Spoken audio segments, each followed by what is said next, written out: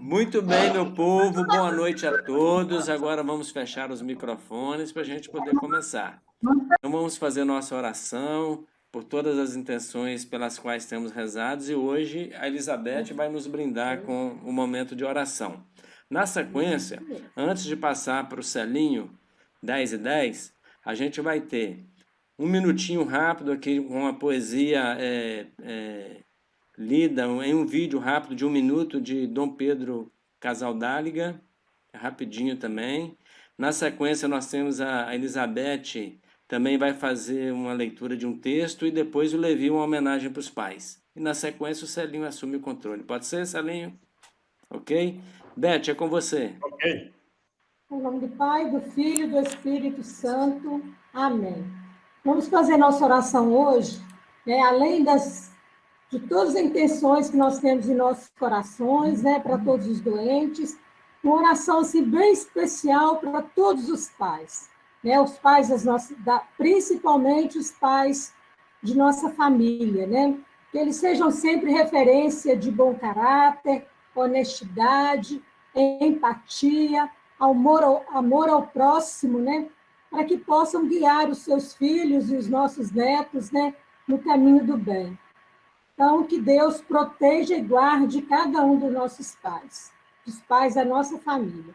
Pai nosso que estais no céu, santificado seja o vosso nome, venha a nós o vosso reino, seja feita a vossa vontade, assim na terra como no céu. O pão nosso de cada dia nos dai hoje, perdoai as nossas ofensas, assim como nós perdoamos a quem nos tem ofendido. Não nos deixeis cair em tentação, mas livrai-nos do mal. Amém.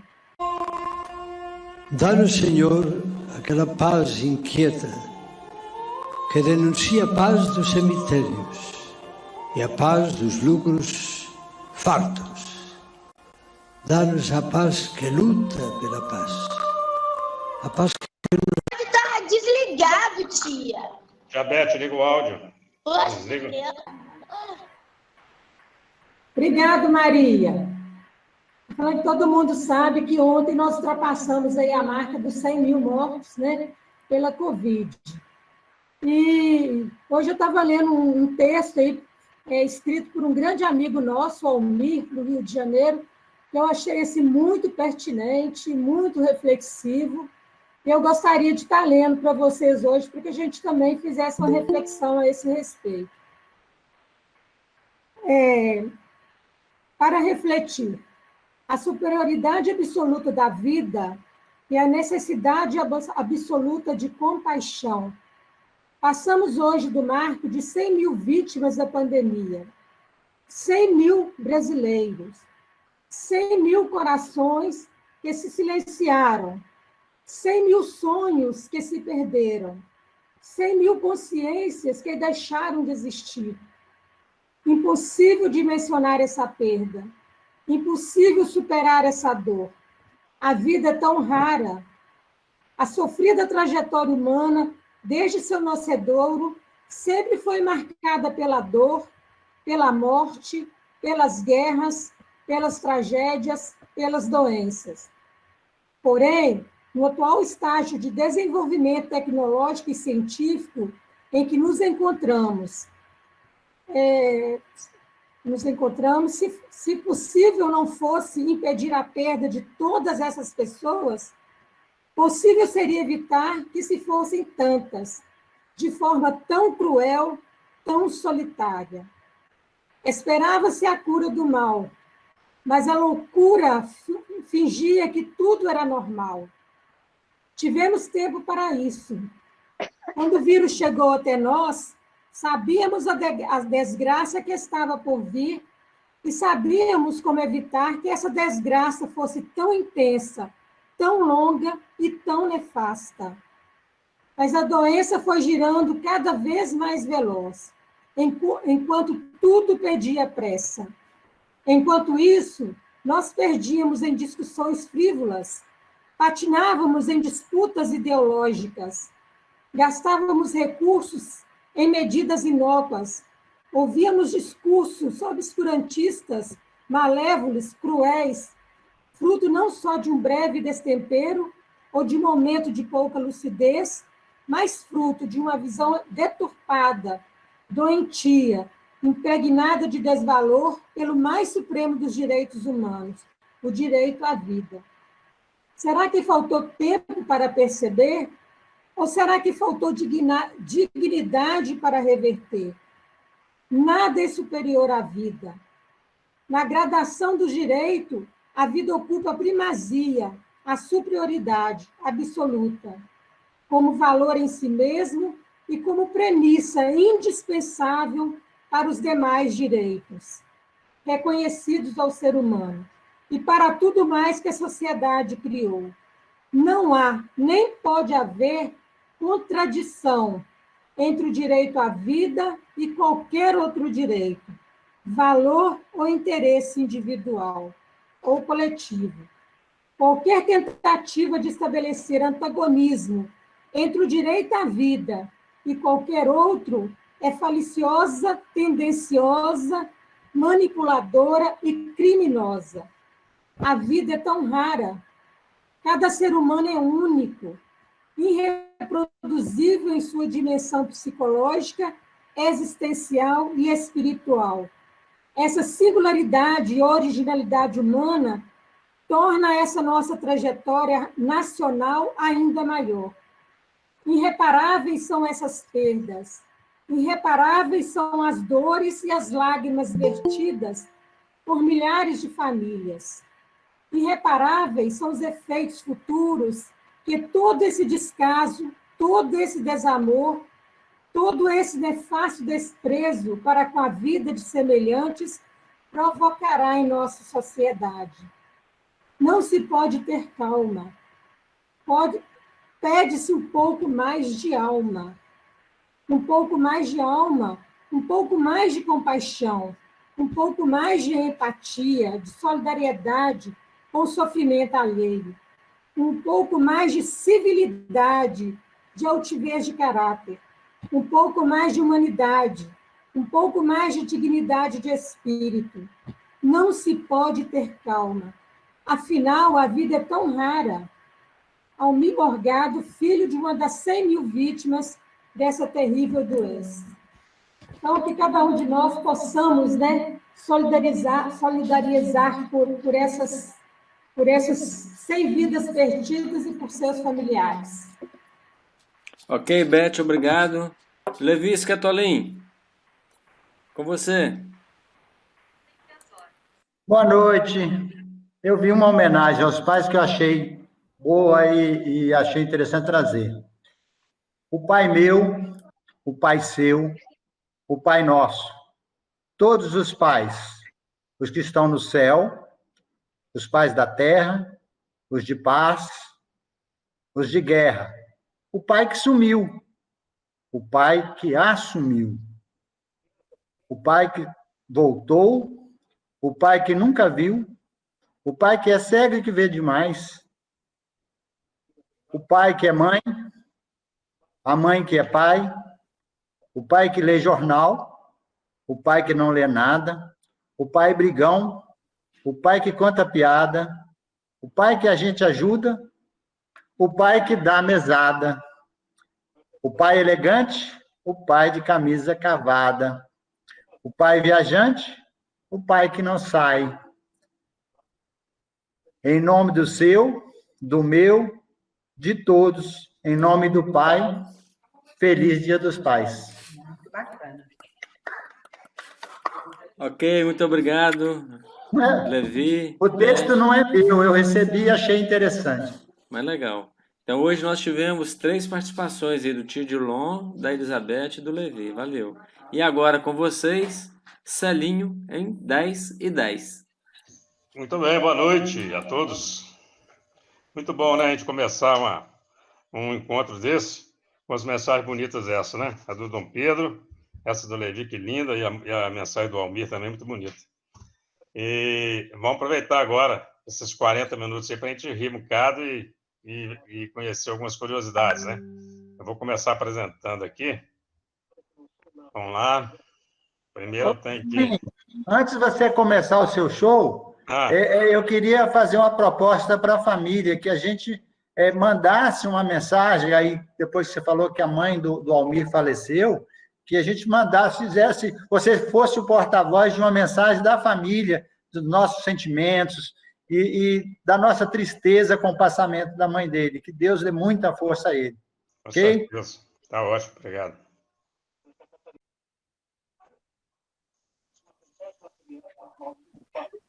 Então, beleza. Então, vamos começar agora. Aí, gostaram da foto aí, ó? Foto especialmente feita para o encontro, hein? Bom, da mesma forma, nós teremos 10 curiosidades e 10 piadas. A primeira tela que vai aparecer agora, que é a tela de curiosidade, já tem um desenho aí. Aí, para esse desenho, está valendo o seguinte. Esse desenho, ele é uma mensagem. Então, quem conseguir decifrar, vamos dar um minutinho, fala com o Helder aí, abre o microfone e fala. Se acertar, aí nós vamos pensar no presente, mandar um livro de presente, uma caixa de bombom, beleza? São aí, ó, são 10 piadas. Aí, o que essa figura está dizendo para nós aí? O carro tem um saco. Pode falar o que significa? Entendi da fora. Pode. O carro do ovo passando na sua rua. Carro? É o carro do ovo passando na sua rua. Continuar? Então, teremos 10 piadas e vamos ter 10 curiosidades sobre o reinado de Dom Pedro II. Por que eu resolvi trazer isso aqui? Porque, primeiro, porque é uma história pouco estudada. E depois, porque, assim, quando você vai estudar a história desse homem, você dá vontade que ele chegue hoje aqui para governar o país. É impressionante como que ele foi preparado para ser imperador, né? Dom Pedro, ele assumiu antes de fazer 6 anos, e a mãe morreu muito cedo, que é a Leopoldina. Ele foi criado muito sozinho, com o Zé Bonifácio botando ele na escola o dia inteiro. Então, é um cara extremamente culto, falava diversas línguas, falava muito bem francês, inglês, espanhol, húngaro, isso tudo ele falava. E como que ele encarava a posição dele na monarquia, quer dizer, ele só conseguia entender a monarquia como ele sendo imperador para o povo, com o povo. Ele é abolicionista e nós vamos ver um pouco da história dele que a gente não conhece, que eu acho bem interessante, que eu achei bacana trazer aqui hoje, essas curiosidades. Primeiro, que ele foi o segundo, né, e último imperador do Brasil. O primeiro foi Dom Pedro, que saiu de príncipe regente para imperador, isso depois de 22. E em 25, ele teve que ir embora para Portugal, foi quando assumiu aí o Dom Pedro II. Ele foi o segundo e último imperador. Ele nasceu no dia 2 de dezembro de 1825, morreu em Paris, dia 5 de dezembro de 91. Por que ele morreu em Paris? Justamente por conta da proclamação da República, que, em linhas gerais, foi um golpe militar, né, porque foi o militar que assumiu. Ele foi expulso, a família foi expulsa do país. Então, ele foi para Paris, ele, a Princesa Isabel. Ele foi morrer em Paris em 1891. A Princesa Isabel, por exemplo, morreu em 1921. Nós estamos falando há menos de 100 anos, é uma história que é muito próxima de nós, né? E ele governou por 58 anos, do dia 7 de abril de 1831 a 15 de novembro de 1889. A primeira curiosidade sobre ele é essa aqui, que eu achei bem interessante, porque ele tinha 1,91 m de altura. A média dos homens brasileiros era de 1,69, as mulheres de 1,62, eu não estou vendo ali, mas acho que 1,62, 1,65. Então, ele era muito alto. Quando você vê fotos de Dom Pedro ao lado de pessoas, fotos históricas, né? Pinturas, Ou ele está em pé, os outros estão sentados, ou ele está sentado, os outros estão em pé, mas nunca ele está do ladinho dos outros, porque a diferença ficava muito grande, dava quase 30 centímetros de diferença. Ele era muito grande. O nome dele todo: Pedro de Alcântara, João Carlos, Leopoldo, Salvador, Bibiano, Francisco Xavier, de Paula, Leocádio, Miguel, Gabriel, Rafael Gonzaga. Que a gente chamava de Dom Pedro II do Brasil. Deixa eu ocultar essa barrinha aqui, agora deu certo. Pedro II não era nem de longe nenhuma figura ornamental como os monarcas ingleses ou nenhum autocrata à maneira dos czares russos. O imperador exercia poder através da cooperação com políticos eleitos, interesses econômicos e apoio popular. Ele tinha um apoio maciço da população brasileira. Essa interdependência e interação fizeram muito para influenciar a direção do reinado dele. Os mais notáveis sucessos políticos do imperador foram alcançados devido à maneira cooperativa e de não confrontação no qual ele agia, quanto à interdependência e interação com interesses diversos e com as figuras partidárias nos quais ele tinha que lidar. Ele era muito, muito tolerante, muito paciente, raramente se ofendendo com críticas e oposição.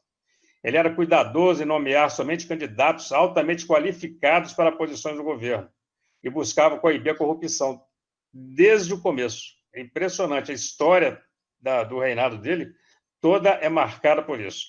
E como que isso tudo veio com a República. Não estou defendendo monarquia, eu não sou monarquista, eu só falo assim, como que nós derrubamos a monarquia e conseguimos colocar tudo de ruim em cima de um novo governo, né? Bom, primeira piada. Jesus, o médico. Jesus, todo dia estava chegando gente no céu e chegava reclamando, falando que estavam muito mal atendidos. O pessoal, tal de SUS no Brasil é complicado demais, os médicos atendem a gente com 1 minuto, nem olha para a gente direito, nem examina, não faz nada. O cara está lá, faz a receita e manda a gente embora. E reclamação em cima de reclamação, reclamação em cima de reclamação. Então Jesus falou, eu vou lá na terra dar uma olhada nisso. Então ele veio, chegou num PSF em São Paulo, aqueles bem cheios. Chegou na porta lá, já chegou de jaleco branco e foi entrando. Foi entrando, na medida que ele foi passando o corredor, o pessoal ia falando, né? Aí, chegou, esse aí vai substituir o outro. É hora de troca de plantão. E Jesus foi entrando, entrou num consultório, tinha um médico lá, falou com o médico, você pode ir embora, porque eu vou te substituir. Troca do plantão. Aí, primeiro que chegou, o cara na cadeira de roda. O cara chegou na cadeira de roda, Jesus levantou, veio, colocou a mão na cabeça dele e falou o seguinte, levante-se e anda. Aí o homem levantou, andou, saiu do consultório, empurrando a cadeira de roda. Quando ele chegou lá fora, o próximo da fila perguntou, e aí, como que é isso, doutor? Aí ele falou, igualzinho os outros, nem examina a gente nada. A mesma coisa. Outra curiosidade do Dom João, do Dom Pedro. Na época do golpe militar de 89, Dom Pedro II tinha 90% de aprovação da população em geral. É por isso que o golpe não teve participação popular. Não teve nenhuma. Esses militares, eles fizeram o que eles quase fizeram o que se quisesse há pouco tempo, porque de uns meses para cá que a população aqui começou a ir para a rua, né? Porque aqui estava na paradeira danada. Se quisesse que dava um golpe, ia lá, fechava o Congresso. Até o filho do Bolsonaro falou que bastava mandar lá 2 soldados que fechava o STF. Então, assim, foi isso que aconteceu com ele. O povo, quando se deu conta, ele já não estava lá mais, já era outro governo. Do céu para o inferno, a segunda piada. Então, um cara muito bom aqui na Terra, um cara bacana demais, e ele morreu. E aí ele foi para o céu. Chegou lá, foi aceito, claro, e São Pedro deu uma nuvenzinha para ele, ele arrumou uma harpa e ficou naquela nuvenzinha, toca na harpa, toca a harpa daqui, toca daqui, dia sim, dia também, e vai, passa ano e passa anos. Eu sei que já estava muitos anos tocando harpa, ele ficou meio cansado daquilo. Ele falou, ô São Pedro, vou descer essa nuvem um bocadinho aqui, pô. Falou, pode andar por aí um bocadinho. Assim que ele saiu, ele viu uma porta. Era uma porta, estava escrito inferno. Aí ele olhou assim, entrada bonita, arrumadinho, cheio de luz, um tapetão vermelho para descer. Aí ele falou com o São Pedro assim, eu não posso lá conhecer, não? São Pedro falou, ué, conhecer? Pode. Pode ir, você já está há tantos anos aqui nessa nuvenzinha aqui, você é tão bom, pode ir lá. Ele foi, assim que ele chegou, o capeta recebeu ele lá. Recebeu e falou com ele assim, ele falou assim, eu queria ver como é que é isso aqui, o capeta, vem cá para você ver, e foi mostrando para ele. Uns bares, rapaz, que tanto de bebida, tudo trem chique, garçom servindo copo com gelo, gelo de água de coco, e mesa com comida, no outro que um monte de mulher bonita, só troço bacana, cinema, um troço lindo. Aí ele falou, eu quero ficar aqui, eu quero ficar aqui. Aí ele falou assim, não, mas para você ficar aqui, você tem que falar com São Pedro primeiro, bom, porque eu não posso segurar aqui, não. Você tem que voltar lá e falar com ele. Aí ele foi, chegou lá, falou com São Pedro, eu não quero ficar aqui mais, não. Eu quero voltar lá eu quero ir lá para o inferno. Aí São Pedro falou, olha, se você for, não vai poder voltar, não. Você tem que assinar um contrato aqui, então. Não, assino. Assinou e desceu.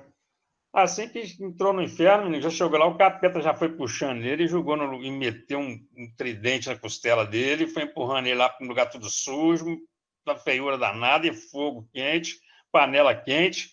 Aí ele falou com o capeta assim, eu não estou entendendo não, hein? Por que está desse jeito agora? Não era assim? Aí o capeta falou, porque da outra vez você veio como turista, agora você é imigrante.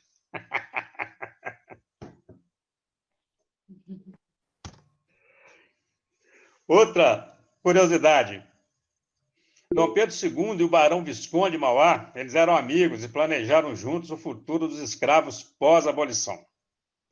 Infelizmente, com o golpe militar de 89, porque a abolição foi em 88, eles tinham os planos de que eles iam fornecer ajuda a esse pessoal, o governo ia fornecer ajuda. Então, oficialmente, a primeira grande favela da cidade do Rio de Janeiro, ela data de 1893, 4 anos e meio após a proclamação da República e cancelamento da ajuda aos ex-cativos. Eles conseguiram dar ajuda 1 ano só para eles. Quando chegou o golpe, que foi a proclamação da República em 89, eles cancelaram toda a ajuda aos ex-escravos. E aí foi quando surgiu a primeira favela que tomou conta do Brasil inteiro, infelizmente. Piada. ACM e o trono de Deus.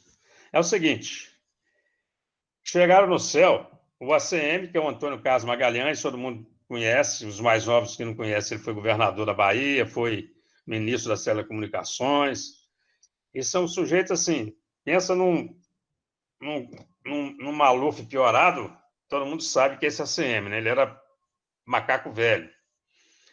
Eu sei que estava ele, o John Lennon e o Bill Clinton. Chegaram lá e Deus no trono. Os 3 chegaram, Deus virou para o John Lennon, virou para ele e falou, John Lennon, em que você acredita? Aí o John Lennon falou o seguinte, eu quero dar uma oportunidade à paz. A beleza é algo profundo dentro da minha alma e nada está fora do nosso alcance quando trabalhamos suficientemente duro por aquilo que cremos. Paz aos homens. Aí Deus falou, John, sente-se na cadeira à minha esquerda.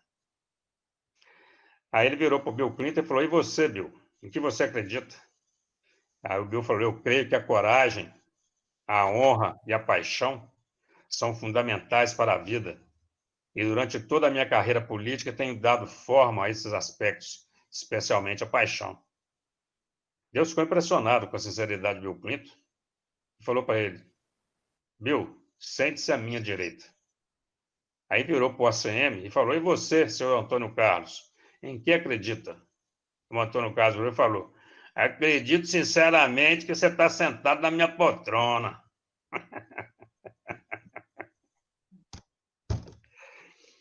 José do Patrocínio, isso aqui é a quarta curiosidade sobre o período de reinado de Dom Pedro II. Ele organizou uma guarda especialmente para a proteção da princesa Isabel, chamada de Guarda Negra. É o seguinte, ela que assinou a lei do ventre livre, também a Lei Áurea, né? E devido à abolição dos escravos, ela passou a receber todo dia ameaças contra a vida dela e contra a vida de seus filhos. Você vê que nós estamos falando de mais de 100 anos, né? Não muda nada. As ameaças eram financiadas pelos grandes cafeicultores escravocatas. Tem uma passagem sobre a Isabel que eu acho interessante, porque ela era a filha mais velha de Dom Pedro II. Ele teve um filho antes dela, mas que morreu com 1 ano. Então, ela, logo que nasceu, ela já era a sucessora legítima ao trono. E ela, na verdade, nunca quis saber de política. Toda vez que ela usou, ela era abolicionista, era uma pessoa muito boa. Todas as vezes que ela ficou no lugar do pai, ela fez alguma coisa que ajudou o Brasil. Entre elas, das 3 vezes, uma ela assinou a lei do ventre livre e na outra ela assinou a abolição da escravatura. Então, assim, e um dos grandes motivos para a proclamação da República, que foi o golpe de 89, foi justamente porque ninguém via ninguém em condições de substituir Dom Pedro II. Porque ela, na sucessão, ela era a primeira da fila, e depois dela também não tinha mais ninguém, não. Porque tanto ela como tanto Dom Pedro II como Dom Pedro I, eles eram pródigos em fazer meninas, né? Dom Pedro I, a gente conhece a história toda. Ele foi tendo mulher. Quando ele teve um filho com a Leopoldina, daí a pouquinho ela morreu, praticamente foi do parto, e largou aquele menino pequeno lá com ele, que foi justamente Dom Pedro II. Mas é uma história bonita, essa história da família de Pedro II do Brasil. O nome dela, Isabel Cristina Leopoldina Augusta Micaela Gabriela Rafaela Gonzaga de Bragança e Bourbon. Esse Bourbon dela vem do Conde Deu, que era o marido dela. O marido dela, ele não era bem quisto pela população, nem pelas pessoas, por conta do jeito meio turrão dele de ser. E ele também era meio surdo. Então, como ele escutava pouco, então ele gritava para falar. A educação da princesa Isabel foi digna de realeza e seguiu os moldes que foram aplicados a seu pai, Dom Pedro II. Na sua infância, durante 6 dias na semana, a princesa tinha aulas de astronomia, história, literatura, física e filosofia. E ainda aprendia diversos idiomas, como latim, francês, inglês e alemão. Também estudava dança, piano, desenho, geografia, geologia. É impressionante como que todos eles eram voltados para isso, né? para o estudo, para a busca de conhecimento, uma coisa impressionante. Por isso que o Brasil também, por conta da monarquia que ele tinha nesse período, era um dos países mais respeitados do mundo. A gente vai ver isso em algumas curiosidades aqui para frente. Piada 4. O religioso fanático. O sujeito era fanático demais. Pensa num cara fanático. E aí ele está em casa, começou a chover, chovendo, começou a encher a rua. A água chegou na porta da casa dele. Quando chegou, o vizinho correu lá e falou: fulano, vamos embora, rapaz, passa para aqui, minha casa está mais no alto aqui, ó, sai daí, vai encher isso aí. Ele falou: não, Deus vai me salvar. E a água começou subindo. Quando a água chegou no peito dele assim, ó, aí veio um cara de lancha, veio um cara de canoa. Ele falou: rapaz, sobe aqui que eu vou te levar para um lugar mais seco. Ele falou: não, vou não. Deus vai me salvar. E a água foi subindo. Ele, para não morrer afogado, ele subiu para o telhado. Quando a água chegou no telhado, no pé dele, veio um cara de lancha. Veio de lancha e falou: rapaz, pula aqui, você vai morrer aí. Ele falou: não, Deus vai me salvar. A água foi subindo, chegou no pescoço dele, em cima do telhado. Aí veio um helicóptero. Ele veio um helicóptero com a corda e falou: pega na corda, eu vou te salvar. Ele falou: não, Deus vai me salvar. E a água subiu, ele não sabia nadar, morreu. Chegou no céu, foi tirar satisfação com Deus. Mas Deus, não estou entendendo não, hein?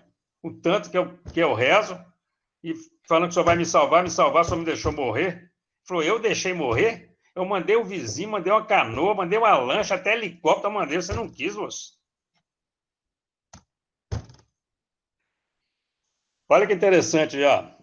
A Beth e a Coralina vão gostar. Terezinha, a Sandra, Geraldo, a turma toda, eu, Tio Dilon, todo mundo vai gostar disso. A média nacional do salário dos professores estaduais de ensino fundamental em 1880, quando Dom Pedro era o monarca, era de cerca de R$ 9.000, quando você atualiza para hoje só pela inflação, atualizando pela inflação. Vê como que perdeu valor, né? E como que o professor já foi valorizado nesse país. Não é mais, infelizmente. O Valentão. O Valentão é o seguinte, chegou no céu. Chegou no céu, um rapazinho, Valentão, e aí São Pedro perguntou o nome dele, falou, céu, é o Márcio, né, senhor? Começou a olhar no caderninho lá, procurou, falou, rapaz, eu não estou vendo nada aqui grave contra você, mas também não estou vendo nada de muito positivo que você tenha feito. Então, trem mais sem sal. Fala para mim uma coisa que você está... Ah, eu conto.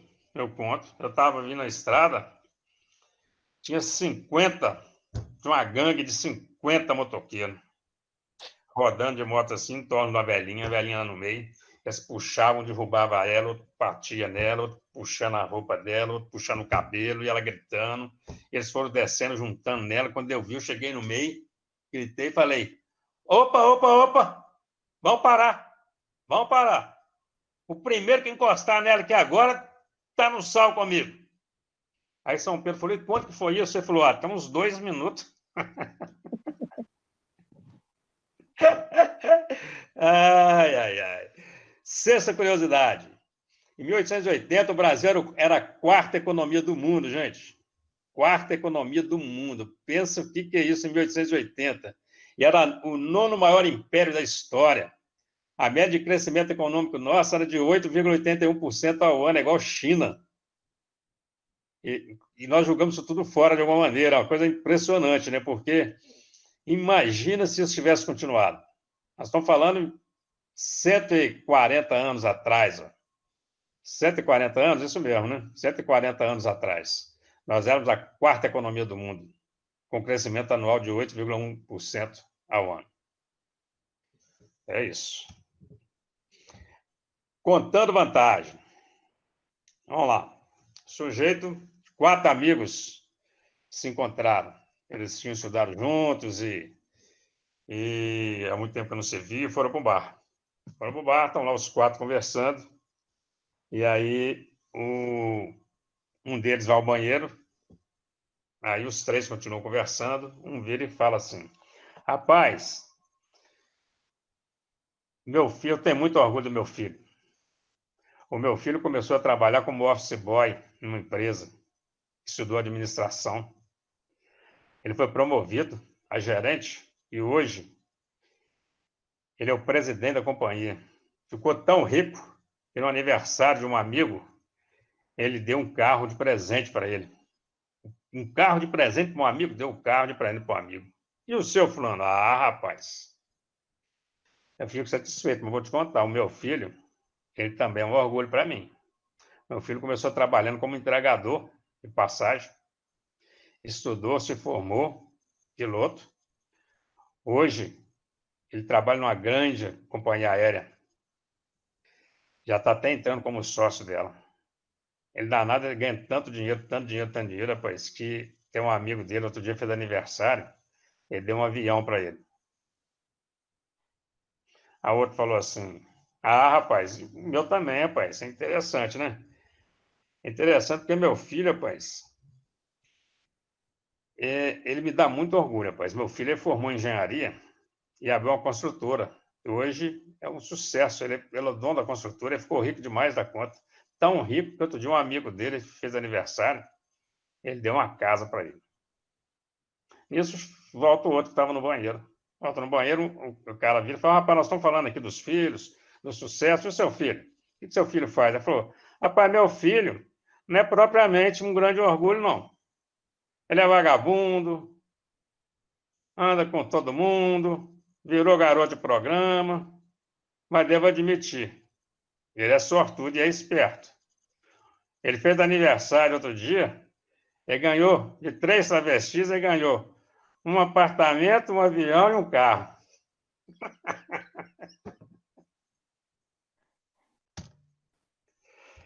Ai, ai, ai. Sétima curiosidade do tempo de Dom Pedro II, 1880, eram 14 impostos que nós tínhamos, gente. Hoje nós temos 92 impostos.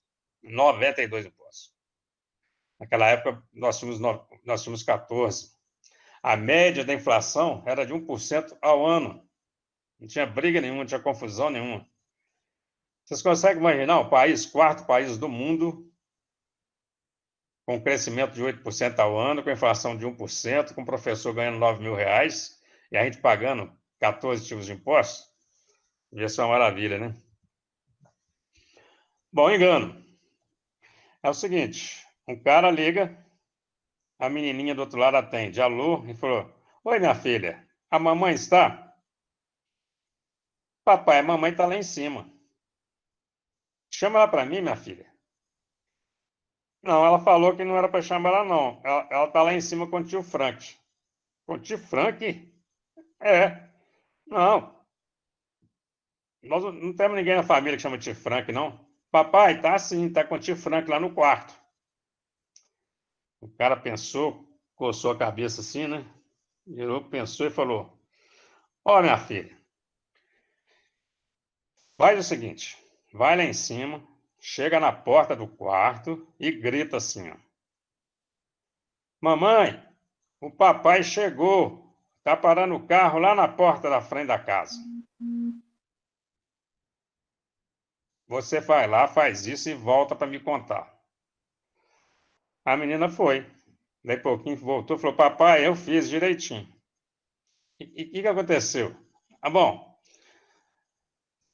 a mamãe, ela estava só de camiseta, de calcinha, saiu correndo, vestiu uma bermuda cinza e foi pular da janela e caiu lá embaixo. Está estirada lá no chão.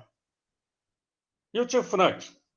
O tio Frank está pelado, ele saiu correndo, pulou na janela. Eu acho que ele esqueceu que o senhor esvaziou a piscina e ele caiu lá embaixo, parece que está morto lá na piscina. Aí o cara falou, piscina? O telefone aí é 555-9235?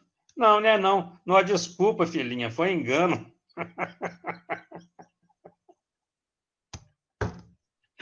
Só eu que rio essas piadas minhas. Vamos lá.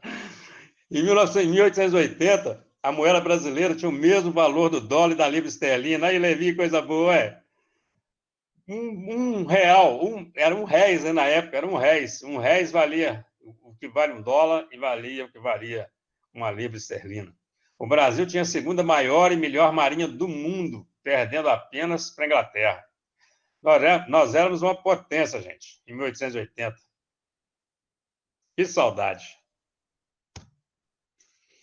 O amante. Essa é boa. Esse amante que eu falei, que eu ia contar essa piada, ele chama o menino, não é o amante não, o menino que chama Nonô. É o seguinte, a mulher, o marido ia trabalhar, ela levava o amante para casa. Ela tinha um filho chamado Nonô. Aí pegava e prendia o Nonô dentro do guarda-roupa. Fica aí, meu filho, para você brincar. Não falava o que era, não. Botava o menino dentro do guarda-roupa. Quando o amante ia embora, ela abria lá. Já brincou no guarda-roupa? Brincou, soltava o menino. Um dia o marido chegou. O marido chegou, o menino estava no guarda-roupa, né? Ela falou com o amante, entra no guarda-roupa. E aí o bicho entrou no guarda-roupa.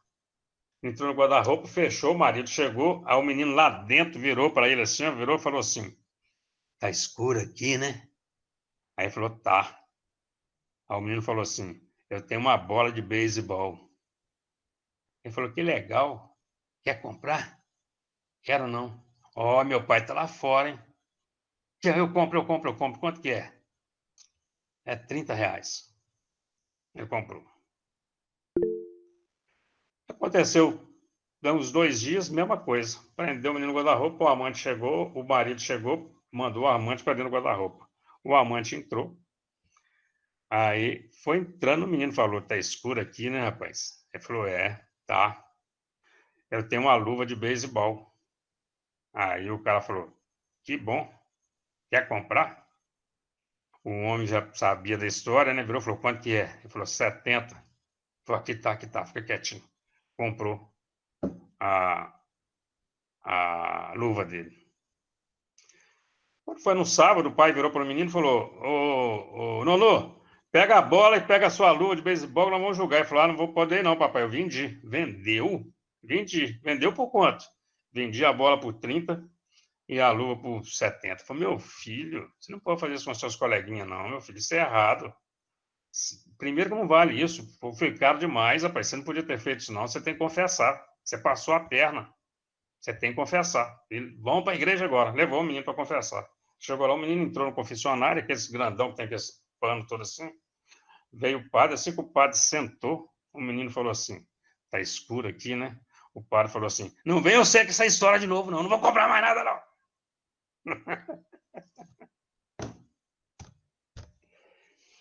Bom, de 1860 a 1889, o Brasil foi o primeiro país da América Latina e o segundo no mundo a ter ensino especial para deficientes auditivos e deficientes visuais.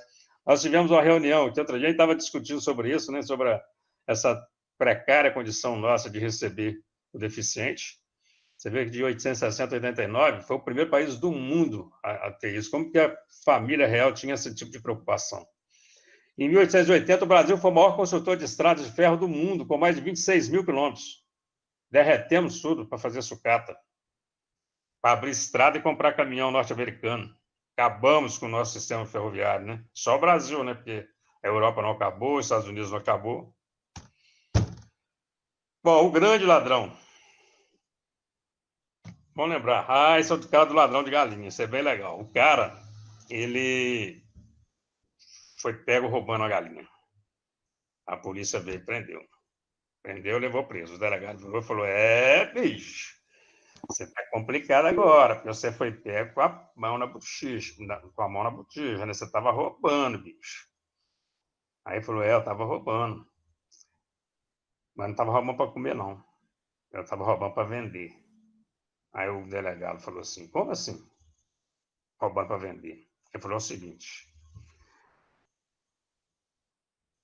eu roubo a galinha para vender mais barato que o do outro. Ele falou, rapaz, mas é pior ainda roubar para vender. Ele falou, não, mas é o seguinte, na verdade, eu espalhei um boato que as galinhas do galinheiro, elas eram todas bichadas, e as minhas não. Eu falei que as galinhas do galinheiro, elas botavam ovos brancos, e os meus amarelos. Só que as minhas botam ovo branco, eu pinto de amarelo. Aí o delegado falou, rapaz, mas que grande pilantra.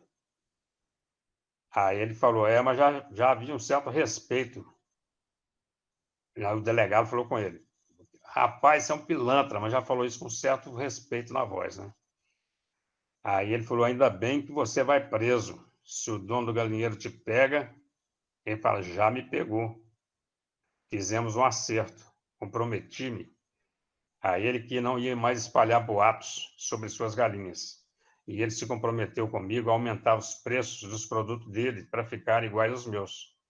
Convidamos outros donos de galinheiro a entrar no nosso esquema. Formamos um oligopólio. O delegado virou e falou, rapaz, e o que faz com o lucro desse negócio? Aí falou, eu especulo com dólar, invisto alguma coisa no tráfico de drogas. Comprei alguns deputados e 3 ministros. Consegui exclusividade no suprimento de galinhas e no suprimento de ovos para programas de alimentação do governo e superfatura os preços. O delegado mandou pedir um cafezinho para o preço. Já pediu? Traz um cafezinho para esse rapaz aí. Rapaz, então você está milionário mesmo. Não, estou trilionário. Sem contar que só nego imposto de renda e tem depositado ilegalmente no exterior uma grande fortuna. Aí o delegado falou, com tudo isso, continua roubando galinhas? Ele falou, às vezes, né? Aí explique-se para mim. Ele falou, é que em todas as minhas atividades sinto falta do risco, entende? Daquela sensação de perigo, de estar fazendo uma coisa proibida, da iminência do castigo. E roubando galinhas Sinto-me realmente um ladrão. E isso é excitante. Como agora, fui preso. Finalmente, graças a Deus, vou para a cadeia. É uma experiência nova. Aí o delegado falou, que é isso, excelência? O senhor não vai ser preso, não. Eu falei, mas fui pego em flagrante, pulando a cerca do galinheiro. Ele falou, sim, mas você é réu primário com esses antecedentes, bicho. Antecedente que não leva ninguém para cadeia, né? Comprou ministro, comprou deputado, sonega imposto. Olha que legal isso aqui, ó. A 10ª curiosidade nossa. Floresta da Tijuca, no Rio de Janeiro. Isso é a maior floresta urbana do mundo. Teve início em 1861. Dom Pedro II vendeu propriedade dele para desapropriar essa área dessas fazendas. Ele comprou e deu para o Brasil. Ele não gastou nem um tostão do nosso erário. Ele pegou 4 escravos com um chefe que é o cara responsável pela construção dessa grande floresta Tijuca. E naquele período, Dom Pedro mandou plantar 100 mil árvores nativas da floresta atlântica. São 4 mil hectares. E em 1861, ele começou e já declarou como área urbana e do Estado. E ela tem mais de 2 bilhões de plantas e é a maior floresta urbana do mundo. Nós estamos hoje nessa discussão aí sobre mata, se derruba árvore, se não derruba árvore. Dom Pedro, naquela época, já fez isso. Por quê? Porque ele percebeu que, como já estava ocorrendo algum desmatamento, a água estava ficando um pouco mais escassa no Rio de Janeiro. E essa região da Tijuca é uma região que gera muita água. Ela teve um período que a água daí era suficiente para abastecer a cidade do Rio toda. Hoje não, já precisa de mais. Mas essa floresta ele plantou com o dinheiro dele e deu de presente para nós. É outra cabeça, né? Susto. Ufa, que susto. Vamos ver que piada que é essa aqui. Ah, essa aqui, ó. Eu não sei que piada que é essa de susto, não, viu? Não tenho a menor ideia. Essa piada está com o nome errado. Essa piada aí está com o nome errado aí, viu? De susto. Ela, na verdade, ela é Judas na Era Moderna. Eu botei lá uma que eu ia dar de lambuja, mas é porque eu fiz errado. Mas eu vou contar para vocês a do Judas uma vez. Quer ver? Espera aí. Depois eu volto nisso aqui. Cadê essa aqui? Judas da Era Moderna. É o seguinte, Deus estava conversando lá com os apóstolos, e eles estavam, Jesus conversando com eles lá no céu, e aí falando como está difícil essa questão da droga, né? Aí alguém virou e falou, a gente podia era fazer o seguinte, você podia montar uma comissão de apóstolos para a gente ir na Terra, cada um trazer uma droga que esteja fazendo mais mal para a população em determinada região, para a gente poder, de repente, quem sabe, até experimentar para ver como é que é isso, para ver como é que a gente vai conseguir barrar isso tudo, porque um homem não pode continuar morrendo por conta de droga. Então tá, fez a comissão e mandou. No que a comissão voltou, Jesus foi para a porta para receber. Quem é? Paulo.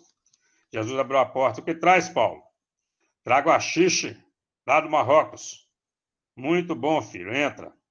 Quem é? Marcos. O que traz, Marcos? Maria Joana, da Colômbia. Muito bem, meu filho, entra. Quem é? Mateus. O que traz, Mateus?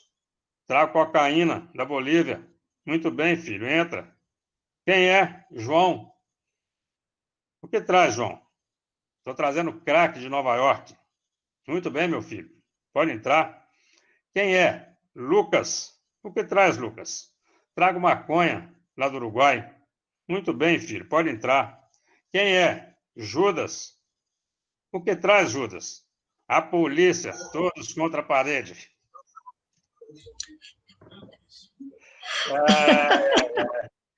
A outra curiosidade que eu trouxe para vocês aqui, ó, de lambuja, é essa aqui, ó.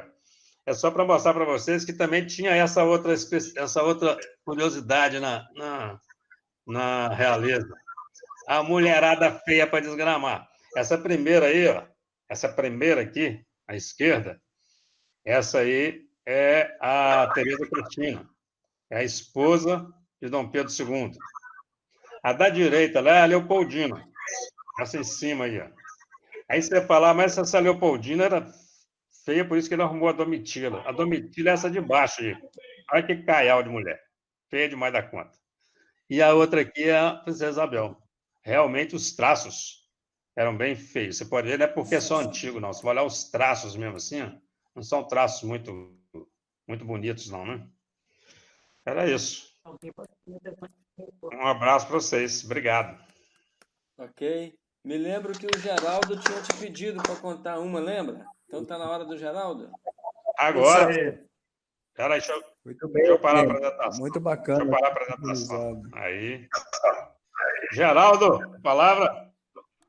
Então, meu filho, você falou tanto em igreja e Deus.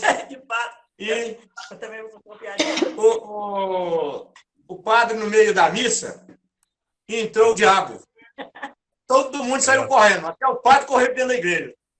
Aí tinha um velhinho lá, quieto, lá, não correu, não. Falou, mas todo mundo corre de mim, só você que não corre? Ele falou assim, pra que eu vou correr de você, rapaz? Eu aguento sua irmã há 40 anos.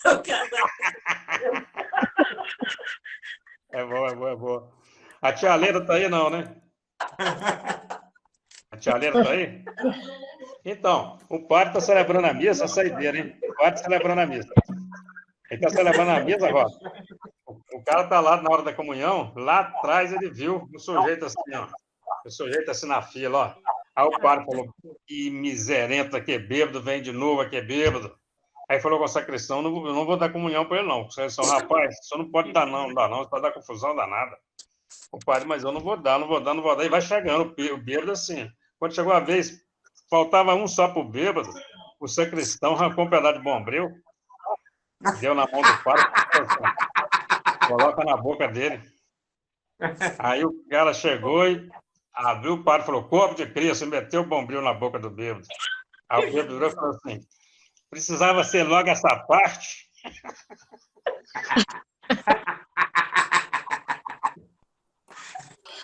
Ai, gente. Muito bom. Aqui no chat, Salinho, eu acho que Maria Eugênia disse que tinha alguma coisa. Já passou? Ainda tem? Maria Eugênia, você disse que tinha uma curiosidade? Sim. Então pode contar. É uma curiosidade, assim, Atenção, familiar, peraí, Maria. né? Pessoal, vamos ouvir a Maria Eugênia. Pode falar, Maria. Uma curiosidade, assim, familiar, né? Porque, olha que engraçado, a minha mãe é irmã biológica da minha tia, da tia Clara, né? E a Isis nasceu em parto normal. E ela nasceu no mesmo dia que eu. E nós duas nascemos à noite. Eu nasci 18h25 e a Isis 22. Bacana. E todas as duas são lindas.